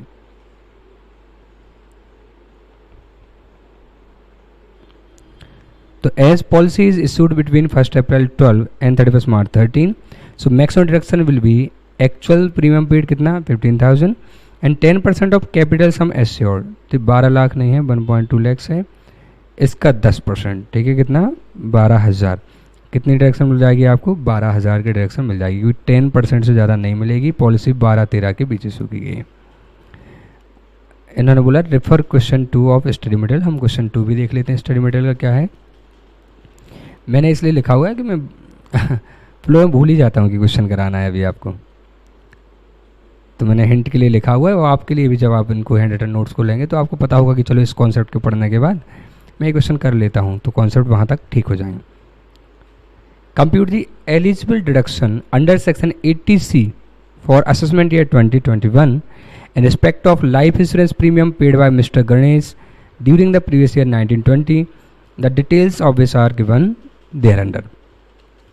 Date of issue of policy 30 मार्च 12, मतलब ये 1 अप्रैल 2012 के पहले की है, ठीक है। उन्होंने खुद के लिए पॉलिसी ली है, ले सकते हैं। एक्चुअल कैपिटल सम एश्योर्ड, मतलब ये पॉलिसी अमाउंट है 5 लाख, तो कितना परसेंट तक डिडक्शन मिल जाती है? 20% तक। 20% कितना होता है? 1 लाख। उन्होंने कितना प्रीमियम दिया है? 51,000, डिडक्शन 51,000 की मिल जाएगी। 1/5/15, तो ये 12-13 के बीच में भी नहीं है, 12-13 के बाद है, ठीक है। तो ये हो गई आफ्टर, ऑन और आफ्टर 1 अप्रैल 2013। तो नॉर्मल व्यक्ति के लिए 10% की लिमिट है और डिसेबल्ड के लिए 15। स्पाउस है, कुछ नहीं कहा गया, नॉर्मल मानेंगे। 1.5 लाख रुपए का कैपिटल सम है, तो 10% तक, यानी कितने रुपए तक? 15,000 रुपये तक का प्रीमियम उनको लाभ हो जाएगा, लेकिन उन्होंने चुकाया 20, तो कितना लाभ हो जाएगा? 15। हैंडीकैप्ड 17 में इशू किया गया है, अगेन कौन सी लिमिट होगी? 10 और 15। हैंडीकैप्ड सन है, डिडक्शन सेक्शन 80U डिसेबिलिटी है, तो उनको 15% तक लाभ हो जाएगा अगर पे किया होगा। तो कितना हो गया? 60,000। उन्होंने कितना पे करा? 80, तो 60 लाभ हो जाएगा। उन्होंने मान लो पे ही किया होता 50, तो कितना लाभ हो जाता? 50 लाभ हो जाता। तो देख लें, यह है insurance premium paid during the year 51,000, 20,000, 80,000। और रिमार्क कितनी लिमिट तक मिलेगा? 2012 के पहले की है 20%, ई 2013 की भी बात का है 10, ये डिसेबल्ड व्यक्ति के लिए बात का है 15।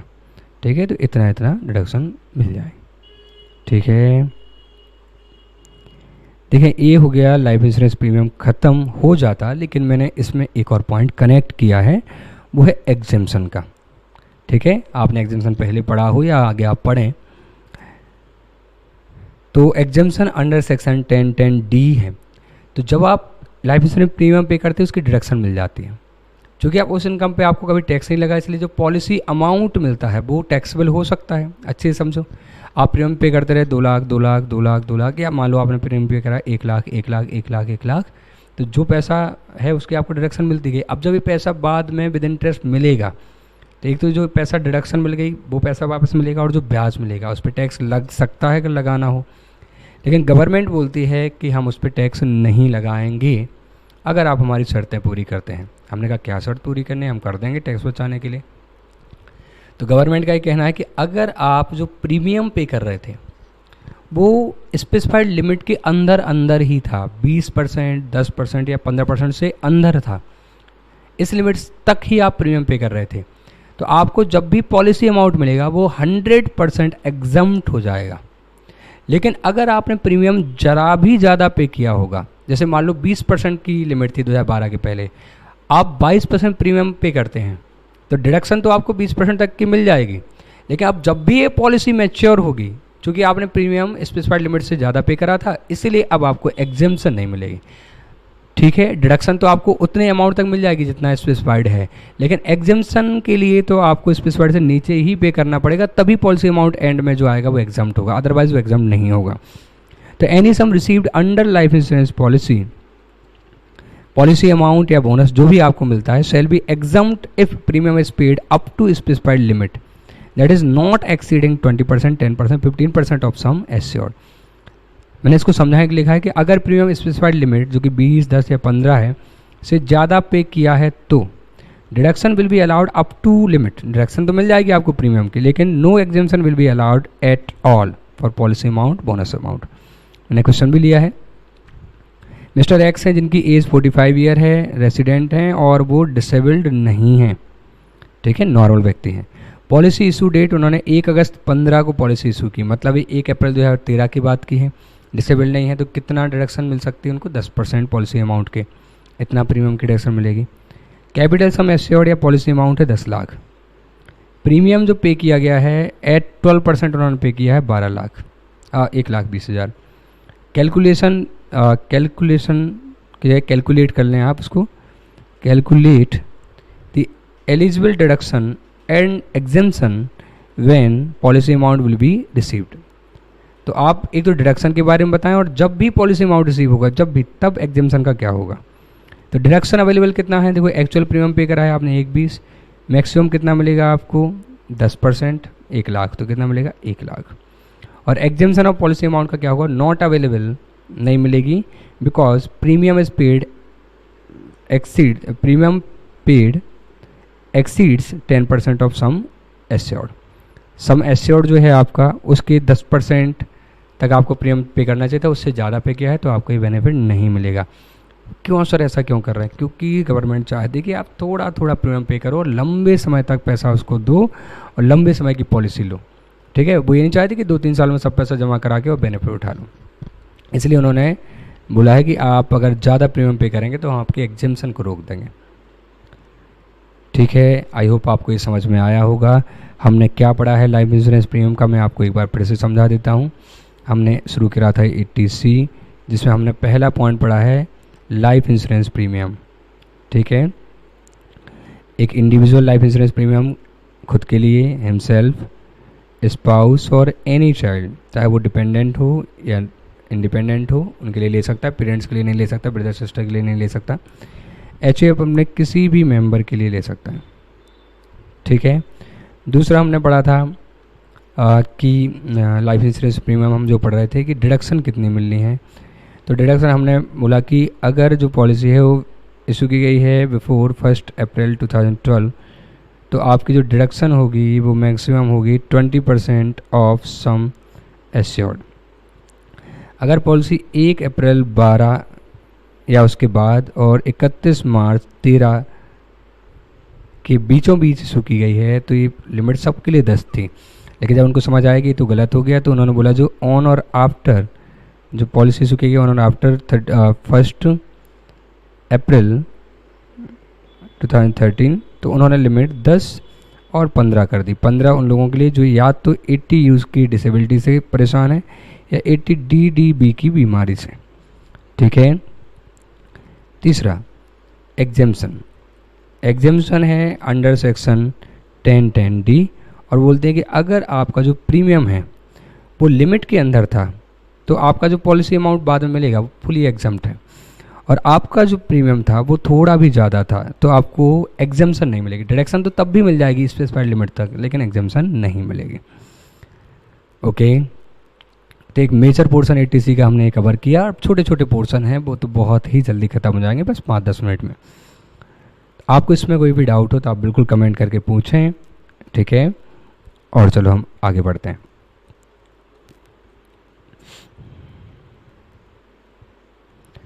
अब देखें और क्या क्या पॉइंट हैं जो ATC में डिडक्शन मिलती है। तो ATC में प्रीमियम की मिलती है, फिर एक कुछ और पॉइंट है premium paid in respect of contract for deferred annuity, और statutory provident fund, recognised provident fund, public provident fund, तो मैंने इनको नोट कर दिया है।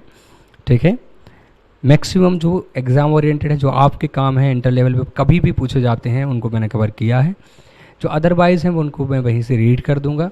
ठीक है, और थोड़ा सा आपको समझा दूंगा, आप उनको इग्नोर भी कर सकते हैं, वो एग्ज़ाम ओरिएंटेड बिल्कुल भी नहीं होंगे। तो हम बात कर रहे हैं क्या क्या डिडक्शन मिलती है ATC में। तो हमने पढ़ा लाइफ इंश्योरेंस प्रीमियम की डिडक्शन मिलती है। दूसरा, contribution to statutory provident fund या रिकॉग्नाइज्ड प्रोविडेंट फंड या पब्लिक प्रोविडेंट फंड। तो जो प्रोविडेंट फंड में पैसा जमा करा जाता है किसकी तरफ से?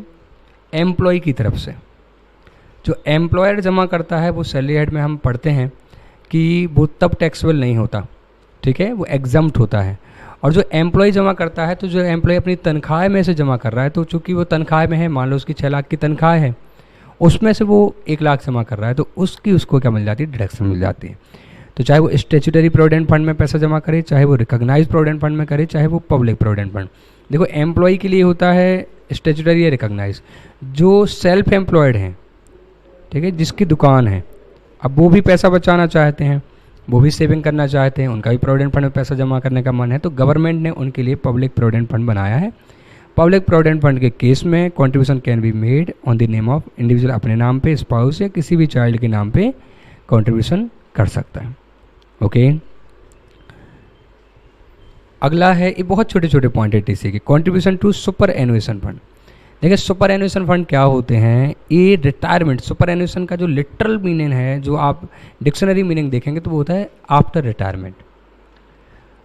तो कंपनी एम्प्लॉय के, कोई भी ऑर्गेनाइजेशन एम्प्लॉय के रिटायरमेंट पे उसको ग्रेचुटी, प्रोविडेंट फंड, पेंशन, इन सब चीज़ों का पेमेंट करती है। तो कंपनी कुछ जहाँ पेंशन के एक्ट अप्लाई नहीं होते और वो खुद की तरफ से पेंशन देना चाहते, तो कंपनी अपनी तरफ से क्या करती है? एक फ़ंड बनाती है, जैसे रिटायरमेंट फ़ंड या कंपनी पेंशन फ़ंड या पेंशन फ़ंड बोला जाता है, ऑर्गेनाइजेशन पेंशन फ़ंड। उसमें एम्प्लॉयर मतलब ऑर्गेनाइजेशन अपनी तरफ से कंट्रीब्यूशन करता रहता है पैसे का। अब जो एम्प्लॉयर अपनी तरफ से कंट्रीब्यूशन करता है और जब एम्प्लॉय रिटायर्ड होता है वो पैसा उसको दे देता है। तो चूंकि एम्प्लॉयर अपनी तरफ से कर रहा है तो वो उसका बिजनेस एक्सपेंस माना जाता है, PGBP हेड में अलाउ हो जाता है और बाद में ये एम्प्लॉय को मिल जाता है। तो सर डिडक्शन वाली बात कहाँ से आई? तो ऐसा हो सकता है कि एम्प्लॉय भी उस सुपर एनुएशन फंड में अपनी जेब से कुछ पैसा जमा करे। सपोज एम्प्लॉयर ने उसको समझाया कि हम एक पेंशन फंड बना लेते हैं जिसमें मैं भी थोड़ा सा कंट्रीब्यूट करूंगा और तुम भी थोड़ा सा कंट्रीब्यूट करो, जब तुम रिटायर्ड होगे वो सारा पैसा तुम्हें मिल जाएगा। और फिर हमने इनकम टैक्स के कमिश्नर से उस फंड को अप्रूव भी करा लिया, उसे हम बोलेंगे अप्रूव्ड सुपर एनुएशन फंड। तो जो एम्प्लॉय अपनी तनख्वाह में से, उसकी 6 लाख की तनख्वाह में से 20,000 रुपये सपोज वो सुपर एनुएशन में जमा कर रहा है, तो चूंकि वो सुपर एनुएशन में अभी जमा कर रहा है, वो पैसा अभी उपयोग नहीं कर रहा है, तो उसको क्या मिल जाती है? डिडक्शन मिल जाती है ATC में। ठीक है, तो pension plan created by organisation for employ, deduction is available in respect of employees contribution और withdrawals are exempt on death और मैच्योरिटी। जब ये पॉलिसी मैच्योर होती है या जब एम्प्लॉय की डेथ होती है और पैसा मिलता है उसके फैमिली वालों को, तो एग्जाम्प्ट होता है।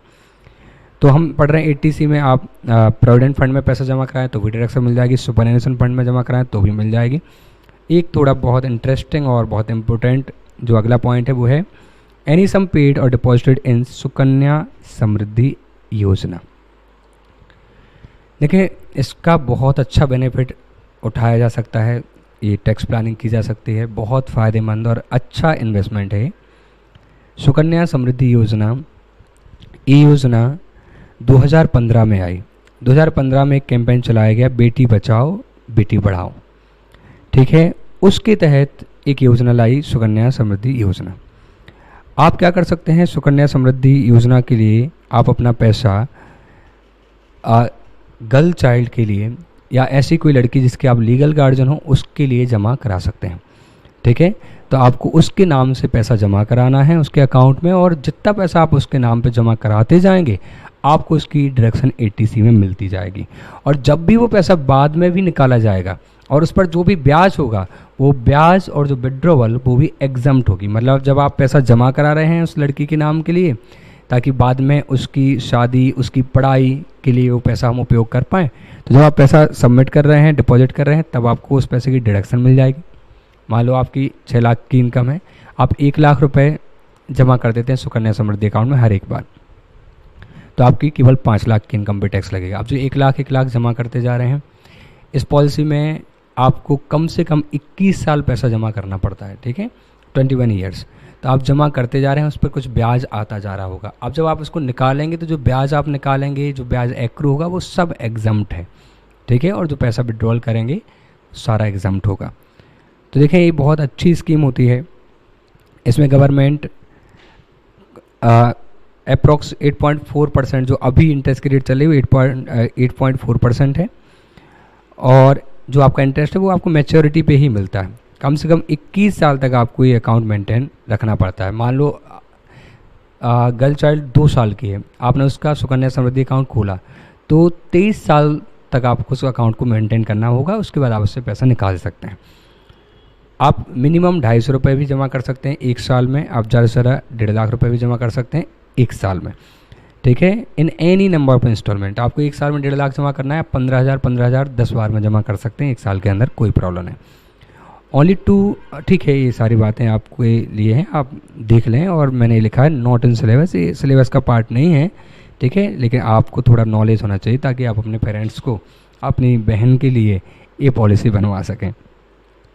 तो सुकन्या समृद्धि अकाउंट है, आपको खोलना है। इसके टैक्स इम्प्लीकेशंस क्या होंगे, तो इसके टैक्स जो इम्प्लीकेशंस हैं वो हैं amount deposited in the scheme will be allowed as deduction under section 80C up to 1,50,000, 1.5 lakh तक की डिडक्शन मिल जाती है। और जो भी इसका इंटरेस्ट होगा, जो भी विड्रॉवल्स हैं वो 10(11)(a) में एग्जम्प्ट होते हैं। एग्जाम्पशन चैप्टर में आपके सिलेबस का पार्ट है, ठीक है, इस सिलेबस का पार्ट है।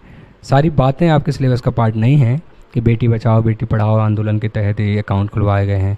आप किसी भी बैंक पोस्ट ऑफिस में जाके अकाउंट खुलवा सकते हैं, 250 रुपये से लेकर 1.5 लाख तक जमा कर सकते हैं। लेकिन आपके सिलेबस का काम जो है वो है कि आप जो पैसा डिपॉजिट करा है उसकी डिडक्शन मिल जाएगी, जो आपको ब्याज और विड्रॉल होगा वो एग्जम्प्ट रहेगा 10(11)(a) में। अगला है subscription to national saving certificates 8। देखिए नेशनल सेविंग सर्टिफिकेट 8 और नेशनल सेविंग सर्टिफिकेट 9 अभी रनिंग में थे, तो 9 को गवर्नमेंट ने डिसकंटिन्यू कर दिया है। अब अगर आपको पैसे इन्वेस्ट करने हैं 80C के डिडक्शन लेने के लिए, तो आप जो ऊपर तरीके बताए उनके अलावा नेशनल सेविंग सर्टिफिकेट भी खरीद सकते हैं, ठीक है। ये फिक्स्ड इनकम इन्वेस्टमेंट्स जैसे हैं, FD के जैसे हैं। आप अपने किसी भी पोस्ट ऑफिस में जाके उनको बोलें कि हमें नेशनल सेविंग सर्टिफिकेट में पैसा लगाना है, तो वो आपका फॉर्म भरवा के वो आपको सर्टिफिकेट दे देंगे और आपका पैसा इन्वेस्ट कर देंगे। जो भी आप पैसा इन्वेस्ट करोगे 5 साल तक इन्वेस्ट करना है। अगेन ये नॉट इन सिलेबस, बातें जो हैं नॉट इन सिलेबस, जो बातें हैं वो सिलेबस का पार्ट नहीं है, ठीक है। ये कहीं आपको लिख के नहीं आना जो मैं बता रहा हूँ, ठीक है। बाकी डिडक्शन मिलती है नेशनल सेविंग सर्टिफिकेट में इन्वेस्ट करने की, ये सिलेबस का पार्ट है। तो ये लो रिस्क वाले इन्वेस्टमेंट होते हैं। 5 साल तक आपको FD जैसा, जैसे 5 साल की FD कराओ तो भी डिडक्शन मिलती है, मैं आपको बताऊंगा, यहाँ पे कहीं लिखा होगा, ठीक है। अगला पॉइंट देखें, 5 साल की FD कराते हैं आप तो आप 80C की डिडक्शन ले सकते हैं। आप पोस्ट ऑफिस में 5 साल की FD कराते हैं, टर्म डिपॉजिट बोलते हैं, तो भी डिडक्शन ले सकते हैं। ऐसे ही आप नेशनल सेविंग सर्टिफिकेट खरीदते हैं, 5 साल तक उसका लॉक इन रहता है, तो आपको डिडक्शन मिल जाएगी। टैक्स बेनिफिट क्या मिल जाएगा, amount invested in national saving certificate 8 is allowed as deduction under section 80C। तो आप खरीद सकते हैं किसी भी नियरेस्ट पोस्ट ऑफिस में जाके, आप उनको बोलें कि हमें चाहिए। ठीक है, देखिए 6 पॉइंट है, contribution to approved annuity plan of LIC। Annuity plan क्या होता है LIC का, और पेंशन प्लान भी होते हैं LIC के। किस तरीके के होते हैं, आज आप LIC के पास थोड़ा थोड़ा पैसा जमा करते जाओ। आप सेल्फ एम्प्लॉयड हैं, आपका प्रोविडेंट फंड का आपने कोई जमा नहीं किया या किया हो पब्लिक प्रोविडेंट फंड में, जैसे एम्प्लॉयड लोग होते हैं उनके पास रिटायरमेंट के पूरे प्लान कंपनी खुद ही कर देती है, आपके पास कुछ नहीं होता, तो आप कर सकते हैं। आप LIC में थोड़ा पैसा जमा करते जाएँ और आप उनको बोलें कि जब 60 साल का मैं हो जाऊँ उसके बाद मैं पैसा जमा करना बंद कर दूंगा, और फिर जो मैंने पैसा जमा कराया उसमें से थोड़ा हमें क्या करते जाना, वापस करते जाना। तो एक तरीके की आपकी पेंशन चालू हो जाती है 60 साल के बाद, जो भी आपने एज डिसाइड की होगी। तो ऐसे कुछ एन्युटी प्लान होते हैं LIC के, जैसे न्यू जीवन धारा, न्यू जीवन अक्षय, अदर नोटिफाइड प्लान। इनमें आप पैसा जमा कराओगे तो 80C में डिडक्शन ले सकते हो। Subscription towards notified units of mutual fund UTI, इनकी म्यूचुअल फंड UTI के आप यूनिट्स खरीदते हैं, नोटिफाइड यूनिट, तो आपको म्यूचुअल फंड की यूनिट खरीदने पे, जैसे हम SIP बोलते हैं, आपने सुना हो, ठीक है, सिस्टमेटिक इन्वेस्टमेंट प्लान, SIP हम कराते हैं, उसकी हमें 80C में डिडक्शन मिल जाती है। म्यूचुअल फंड सबसे टैक्स बेनिफिट देने वाला इन्वेस्टमेंट है और इजी इन्वेस्टमेंट है। Contribution to notified pension fund setup by mutual fund UTI, मैंने पेंशन फंड समझाया, वो किसी का भी हो, कॉन्सेप्ट तो वही है ना कि आप थोड़ा पैसा जमा कर तो बाद में आपको पेंशन जैसा मिलना शुरू हो जाएगा। Payment of tuition fees to any university ETC, बस 5 पॉइंट और बचे हुए हैं।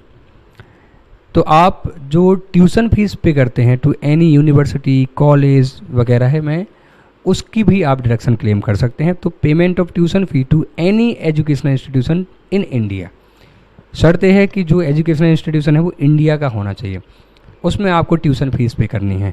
अच्छा, ट्यूशन फीस की ही डिडक्शन मिलेगी। आप उनको डोनेशन दे रहे हैं, आप डेवलपमेंट फीस दे रहे हैं, उनकी बस सर्विसेज है आप उसके लिए पेमेंट कर रहे हैं, उनका कैंटीन है आप उसके लिए पेमेंट कर रहे हैं, हॉस्टल के लिए पेमेंट कर रहे हैं, बुक्स के लिए पेमेंट कर रहे हैं, इन सब की डिडक्शन नहीं मिलेगी। आप कभी, जैसे आपने ICI का फॉर्म भी भरा था, तो आपने जो फाउंडेशन या इंटर का फॉर्म भरा था, तो आपने जो पैसा दिया था उसको आप डिटेल चेक करना, उसमें लिखा होगा ट्यूशन फीस का इतना है, बुक्स का इतना पेमेंट है। आप कॉलेज में एडमिशन लेते तो उसमें लिखा होता कि ट्यूशन फीस का इतना है और बाकी मेंबरशिप या इस तरीके के जो चार्जेस हैं वो और आप चलिए जाते हैं। तो किस पार्ट की डिडक्शन आपको मिलेगी, ट्यूशन फीस की बस डिडक्शन आपको मिलेगी। ठीक है, फॉर फुल टाइम एजुकेशन के लिए आपने वो फीस पे की हो, ठीक है, वो अप टू 12th भी हो सकती है एजुकेशन, और 12th के बाद भी हो सकती है। जैसे एक लोन 80E नाम के हम डिडक्शन पढ़ेंगे, उसमें आप एजुकेशन के लिए लोन लेते हैं और ब्याज की छूट मिलती है, तो वो आफ्टर 12th के लिए बस है। वो क्यों है वो वही मैं बता दूंगा आपको। और आप केवल 2 बच्चों के चुकाई गई फीस का ही डिडक्शन ले सकते हैं। तो देख लें कौन से 2 बच्चों की फीस ज़्यादा लग रही है, आप उनका जो ट्यूशन फीस है उसकी डिडक्शन क्लेम कर सकते हैं।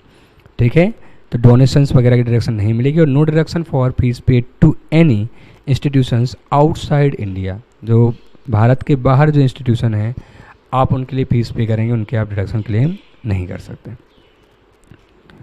फिर है रीपेमेंट ऑफ हाउसिंग लोन, आपने मकान खरीदने या बनवाने के लिए कोई लोन लिया था। देखिए, लोन लेके मकान बनाना सबसे फ़ायदे का काम है। आप जो ब्याज चुकाएंगे उसकी हाउस प्रॉपर्टी में डिडक्शन मिल जाएगी, और भी डिडक्शन है सेक्शन 80EE और सेक्शन 80EEA, उनमें भी डिडक्शन मिल जाएगी। जो आप प्रिंसिपल चुकाओगे उसकी आपको 80C में डिडक्शन मिल जाएगी। ठीक है, तो cost of purchase construction of a new residential house, मैं फिर से पढ़ देता हूँ। तो any payment towards following is eligible, या तो आपने कॉस्ट ऑफ परचेज या कंस्ट्रक्शन ऑफ हाउस खरीदने या बनाने के लिए जो पेमेंट करा है, आप उसकी भी 1.5 लाख रुपए तक की 80C में डिडक्शन क्लेम कर सकते हैं। आपने 10 लाख का मकान खरीदा, 1.5 लाख रुपए की आप डिडक्शन ले सकते हैं। अमाउंट में be paid in the form of repayment of housing loan, आप हाउसिंग लोन चुका रहे हैं तो उसके प्रिंसिपल की डिडक्शन 80C में ले सकते हैं। आपने मकान के रजिस्ट्रेशन के संबंध में जो स्टाम्प ड्यूटी, रजिस्ट्रेशन फीस चुकाई है, अदर फीस चुकाई है, आपको उसकी भी डिडक्शन 80C में मिल जाएगी। यानी मकान खरीदने में जो पैसा गया उसकी डिडक्शन, या आपने लोन लेके मकान बनाया था तो प्रिंसिपल की डिडक्शन 80C में, ब्याज की डिडक्शन हाउस प्रॉपर्टी में और 80EE या 80EEA सेक्शन में मिल जाती है। और स्टाम्प ड्यूटी, रजिस्ट्रेशन फीस, इन सब की डिडक्शन भी आप क्लेम कर सकते हैं। ठीक है, अगला मैंने बताया कि इन्वेस्टमेंट इन 5 ईयर FD और term deposit with schedule bank. सारे बैंक शेड्यूल बैंक ही हैं, कुछ बैंक को छोड़ दो। और इन्वेस्टमेंट इन 5 year post office time deposit, आपने पोस्ट ऑफिस में टाइम डिपॉजिट या FD कराई है तो उसकी भी आपने मान लो 1 लाख रुपए की FD करा दी 5 साल के लिए, तो आपको 1 लाख रुपए की इस बार ATC में डिडक्शन मिल जाएगी। देखिए ATC में डिडक्शन ये सारी हैं, लेकिन सारी डिडक्शन को मिला के टोटल डिडक्शन आपको कितनी मिल पाएगी? 1,50,000, मतलब 1.5 लाख से ज़्यादा डिडक्शन नहीं मिल पाएगी। अगला है subscription to notified bond by NABARD. Central government जिन बॉन्ड को नोटिफाई करती है और नाबार्ड इशू करता है, अगर आप उन बॉन्ड को खरीदते हैं तो भी आपको ATC की डिडक्शन मिल जाएगी। Deposit in senior citizen saving scheme. Senior citizen मतलब जो 60 साल से ज़्यादा के रेसिडेंट हैं, उनके लिए एक स्कीम बनाई गई है, FD जैसी ही है, 5 साल की स्कीम होती है। आप उसमें पैसा जमा कराएं, आपको इंटरेस्ट जो है वो FD से ज़्यादा मिलेगा, लेकिन 5 साल का लॉक इन रहेगा। तो सीनियर सिटीजन्स उसमें पैसा जमा करा सकते हैं, तो जितना पैसा वहाँ डिपॉजिट कराएंगे उसको उनको ATC में क्या मिल जाएगी? डिडक्शन मिल जाएगी। लेकिन बाद में जो उनसे ब्याज कमाएंगे वो डिपॉजिट कराने के बाद, ब्याज तो टैक्सेबल होगा नॉर्मली।